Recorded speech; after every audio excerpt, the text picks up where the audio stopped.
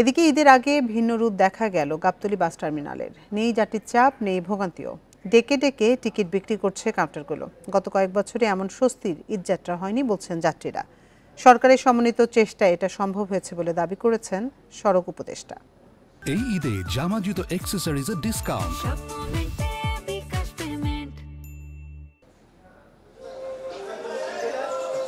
যাত্রীর চাপ নেই, তাই নেই ব্যস্ততাও।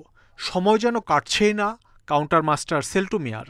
আব্দুল্লাহপুর থেকে ওই গাবতলী আসতো, তো এখন মনে করেন গাজীপুরও গাড়ি পাচ্ছে, আমাদের ডিডি পরিবহনই পাচ্ছে, তা আব্দুল্লাহপুরেও পাচ্ছে আমাদের ডিডি পরিবহন।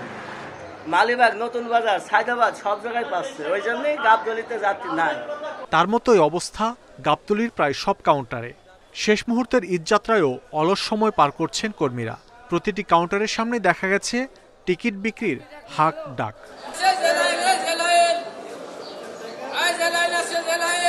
কোনো যাত্রী নেই ভাইয়া, যাত্রী খুব সংকট, সিট খালি গাড়ি।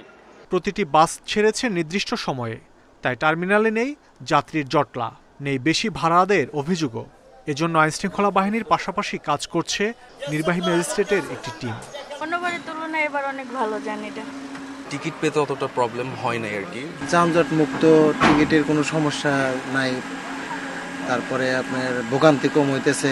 রোববার সকালে গাবতলী বাস টার্মিনাল ঘুরে দেখেন সড়ক উপদেষ্টা ফজল কবির খান। তিনি বলেন, সব বিভাগের সমন্বিত চেষ্টার কারণে ঈদযাত্রায় ভোগান্তি এড়ানো গেছে।